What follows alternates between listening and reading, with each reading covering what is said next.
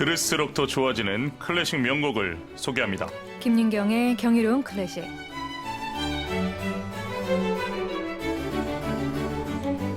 아름답고 경이로운 클래식 명곡을 맛있게 듣고 또 멋있게 즐기는 시간입니다. 피아니스트 김윤경 선생님과 함께합니다. 안녕하십니까? 네, 안녕하세요. 네, 오늘 김윤경의 경이로운 클래식에서 소개해 주실 곡은 어떤 곡입니까? 아주 귀에 익숙한 곡이죠. 이 곡을 들으면 어떤 퀴즈 프로그램이 생각나기도 하고 왠지 자다가 벌떡 일어나야 될 것 같은 느낌? 혹 내가 아는 그 곡인가 지금 생각하는 분들이 계실 것 같은데 음악으로 먼저 들어보시죠. 네, 음악 주세요.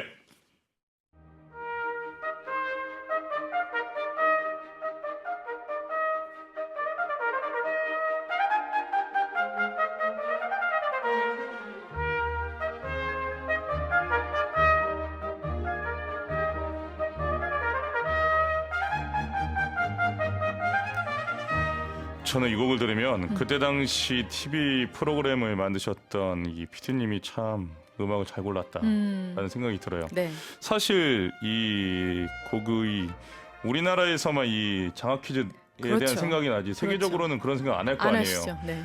그런데 이렇게 인식을 몇 천만 명에게 시킬 수 있다는 것 온 자체가 국민에게. 와, 맞아요. 대단합니다.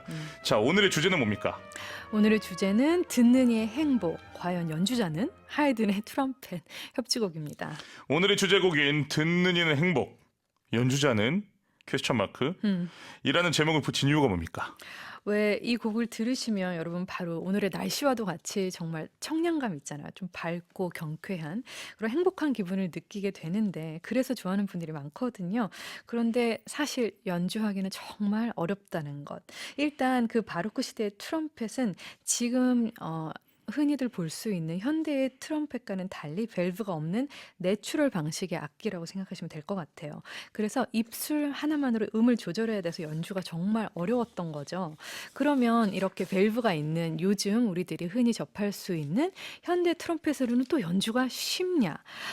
어떤 트럼펫터의 연주를 이야기를 들어본 적이 있는데 연주자들에게 하이든의 이 트럼펫 협주곡은 잘해도 본전, 못해도 본전, 이렇게 잘해야 본전을 뽑을 수 있는 곡이라고 해요. 그렇다고 또 연주를 하지 않을 수도 없을 만큼 뭐 입시, 학점, 오케스트라 오디션, 콩쿠르의 필수 레파토리잖아요. 그런데 트럼펫들한테 이렇게 굉장히 필수지만 연주가 무척 까다롭기 때문에 실수를 조금만이라도 하면 확 티가 나는 그런 까다롭고 좀 기피하고 싶은 작품이라고 합니다. 저도 지금 이 곡을 들으면서 예전에는 그냥 즐겼는데 방송을 준비하다 보니 굉장히 어렵겠다라는 생각을 하면서 들었네요. 근데 뭐 사실 이렇지 않은 곡이 있습니까? 아, 다 연주하면서 그렇죠. 연습하면서 모든 곡이 다 우리에게는 쉽지 않은데 듣기에는 쉽지만 항상 하기에는 쉽지 않죠. 네. 자, 하이든이 트럼펫 협주곡을 작곡한 건 어떤 우정 때문이었다고 들었습니다. 네, 하이든은 대부분 자신이 협주곡을 개인적인 친분이 있는 자기가 좋아하는 음악가들을 위해서 작곡을 했어요. 이 곡 어허, 또한 자신이 아끼던 후배였던 그리고 빈 궁전 오케스트라의 트럼펫터였던 안톤 바이딩거를 위해서 썼습니다. 그렇군요. 두 사람은 어떤 인연이 있었습니까?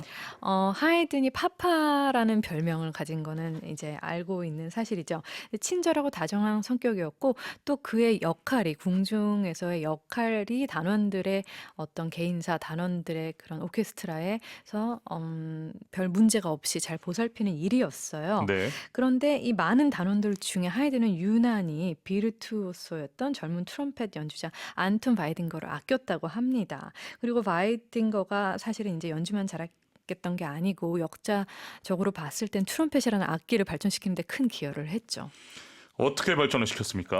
아까도 말씀드렸지만 바로크 시대의 그 트럼펫은 그때 당시의 트럼펫은 오늘날처럼 키와 밸브가 있는 형태가 아니었어요. 그러다 보니까 어떤 음역도 넓지 못하고 표현할 수 있는 소리의 제한이 많았거든요. 그런데 바이딩거가 키가 5개가 있고 이 키로 또 반음계를 표현할 수 있는 트럼펫을 개발하게 된 거예요. 그래서 기록을 보면 바이딩거가 1801년에 키 트럼펫을 완성했다고 하는데 실제로는 1790년대 후반부터 미완의 형태로 본인은 이 트럼펫을 사용했던 것 같아요. 그리고 하이든이 이런 새로운 악기에 관심을 가지게 되면서 아마도 트럼펫 협주곡 E플랫 장조를 작곡하게 된 게 아닌가 생각이 드네요. 그러면 리드로만 이제까지 음정을 냈던 악기에서 네. 이제 밸브로 표현할 수 있는 트럼펫을 개발했다라는 거는 과학자인데요? 엄청난 혁신이죠, 사실. 이야. 훌륭합니다, 바이딩거. 이 곡은 하이든의 마지막 협주곡입니까? 네, 1796년에 하이든이 당시 64살이었고 원로 작곡가로 이제 많은 인기를 누리고 있었습니다. 이미 런던에서 12곡의 교향곡을 성공시키면서 국제적인 명성을 얻고 있었거든요. 근데 그전에는 사실은 트럼펫 협주곡을 한 번도 쓰지를 않았고 쓸 이유조차 느끼지 못했던 것 같아요. 그런데 이제 하이든이 이 새로운 악기의 등장으로부터 막 도전을 느끼고 새로운 시도를 해야겠다라고 생각을 하였고 이 기존의 트럼펫이 가진 한계를 극복한 이 반음계를 자유롭게 소리낼 수 있는 키 트럼펫을 이용해서 새 작품을 쓰게 되면서 이 명곡이 탄생하게 됩니다. 알겠습니다. 초연은 언제 이루어졌습니까? 1796년에 작곡이 되고 4년이 지난 1800년 3월에 오스트리아 빈에서 첫 연주를 하게 되는데 사실 아이러니하게 일설에 의하면 초원은 대실패였다. 어허. 음. 이게 또 드라마틱한 스토리에서 그런 건지 사실인지 궁금한데 근거가 있는 이야기인가요? 아마도 초연 실패설의 신빙성이 있다고 우리는 믿을 수 있는 게 왜 현대에 잘 개량된 트럼펫으로도 이 곡은 연주하기 어렵다고 하잖아요. 그런데 이런 곡을 당시에 바이든거가 아무리 악기를 본인이 개량을 잘했다고 하더라도 연주하는 도중에 삑사리가 당연히 났겠죠. 그쵸? 어렵게 썼으니까 하이든이. 그래서 결국은 첫 연주회 때 연주를 망치게 되고 그 후에 하이든과 바이든거의 사이가 멀어졌을 것이다라고 많은 사람들이 추측을 합니다. 또 한 가지 더 만약에 초연에 실패하지 않았다면 하이든이 이 트럼펫 협주곡을 하나쯤은 더 쓰지 않았을까라는 생각이 드는데 단 하나 쓰고 멈췄습니다. 아마도 작곡과 연주자에게 좀 안 좋은 추억을 남기지 않았을까 추측할 수 있겠죠. 아, 그렇군요. 이 음이탈에 대한 또 이 에피소드가 흥미로운데 하이든의 트럼펫 협주곡들은 연주자들이 이 음이탈에 대한 두려움 때문에 어려워하겠죠.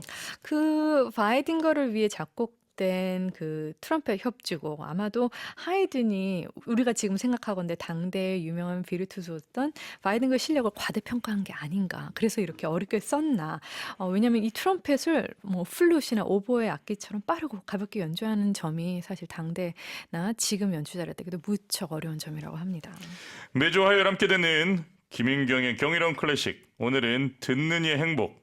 연주자는 하이든 트럼펫 협주곡을 중심으로 이야기하고 있습니다. 여기서 음악을 들으려고 하는데 어떤 곡을 들을까요? 네, 아까 하이라이트에서 들으신 사막장과는 좀 다른 분위기인 아하. 1악장 좀 서정적으로 부드럽게 시작이 되면서 네, 전개가 되는 그 1악장을 먼저 감상해 보시죠. 알겠습니다. 하이든의 트럼펫 협주곡 중 1악장을 가버르 타르게비의 트럼펫과 카럴 하인츠 스테븐스가 지휘하는 밤베르크 심포니 오케스트라 연주로 감상하시겠습니다. 하이든의 트럼펫 협주곡 중 1악장을 가보르 타르게비의 트럼펫과 카럴 하인츠 스테븐스가 지휘하는 밤베르크 심포니 오케스트라 연주로 감상하셨습니다. 여러분은 지금 EBS FM 정경이 11시 클래식 듣고 계십니다. 오늘은 하이든 트럼펫 협주곡을 중심으로 이야기 나누고 있습니다. 이제부터는 작품에 대한 이야기를 해보겠습니다. 트럼펫 협주곡은 모두 3악장으로 이루어져 있죠. 제1악장부터 이야기를 해보겠습니다. 네, 1악장은 지금 좀 전에 감상하신 악장인데요. 알레그로로 명시가 되어 있고 이 부드러운 주제가 관현악으로 시작이 되다가 독주 트럼펫이 멜로디를 그대로 받아서 진행을 하죠. 근데 이 꾸밈음들, 그 바이딩거가 개발한 트럼펫으로 가능하게 된 그리고 반음계적 멜로디를 조화시키면서 이 악기의 위력을 마치 과시하는 듯 해요. 하이든이 봐라 이제는 트럼펫으로 이러한 멜로디들이 가능하다. 그리고 후반에는 저음역과 고음역대를 굉장히 많이 활용을 하면서 막 능숙능란하게 넘나들어야 하고요. 트럼펫이 굉장히 유연하게 연주하는 걸 저희가 들을 수 있었죠. 그리고 이 카덴자 부분에서는 솔로이스트의 그 기교가 마음껏 느껴지기도 합니다. 이 악장은 그때 당시에 협주곡 형식과도 마찬가지로 굉장히 느리게 8분의 6박자의 안단테로 시작이 되는데 치칠리아노 리듬으로 시작해서 마치 빈 고전주의의 어떤 우아함을 엿볼 수 있는 악장이라고 할 수 있어요. 트럼펫은 주로 상대적으로 1악장에 비해서는 좀 쉬운 중음대에서 활약을 하고요. 오케스트라는 현 5부가 이제 기반이 돼서 움직이고 플루트가 이 현악이나 솔로 트럼펫의 멜로디를 옥타브 위로 똑같은 멜로디를 더블링을 하면서 많이 진행을 하는 것을 들을 수가 있습니다. 그러면 우리가 잘 알고 있는 3악장은 어떤 곡입니까? 그렇죠. 방송에서 시그널 뮤직으로 많은 사랑을 받았던 이 악장 알레그로로 표기가 되어 있는데 그 덕분에 굉장히 많은 대중들이 그냥 하이든인 건 몰라도 '아 어떤 프로그램에 나왔다.' 이렇게 알고 있죠. 이 주제는 굉장히 트럼펫의 어떤 위엄과 위용을 잘 드러낼 수 있게 도입부부터 작곡이 되었고요. 구성은 마치 물이 위에서 아래로 이렇게 흐르는 듯한 그런 자연스러움을 나타내는 것 같습니다. 아마도 바흐나 핸델, 바로크 시대 이전에는 절대 들을 수 없었던, 그리고 지금 하이든 시대부터 우리가 접할 수 있는 그런 복잡한 음계의 패세지 혹은 솔로이스트의 눈부신 기교가 부각이 되면서 굉장히 화려한 음. 느낌을 우리가 받을 수 있는데, 마치 이 새로운 악기, 새로운 트럼펫이 허용하는 그 모든 가능성을 곡에 잘 나타내지 않았나라는 생각이 듭니다. 아, 정확하게 이해가 됩니다. 어떤 악장 제일 좋아하세요? 1, 2, 3악장 중에? 저는 1 악장과 3 악장을 좋아합니다. 둘 다 음. 한꺼번에 들으면 모든 것을 다 이렇게 맛볼 수 있는 느낌이랄까? 네. 2악장에 섭섭하겠어요. 아 네. 죄송합니다. 2 악장. 자, 오늘 소개해 주신 하이든의 트럼펫 협주곡은 하이든이 작곡한 유일한 협주곡이기 때문에 이 트럼펫에는 없어서는 안 될 그런 그 협주곡이라 생각이 듭니다. 여러분, 3악장 외에 오늘 저희와 함께 이야기를 나누고 또 들으셨으니까 1, 2악장도 많이 사랑해 주시면 좋을 것 같다라는 생각이 들었습니다. 네. 벌순경 쌤과 인사를 나눌 시간입니다. 네. 조심히 가시고 손조리 잘하시고 네 감사합니다. 다음 주에 뵙겠습니다. 안녕히 들어가세요. 네.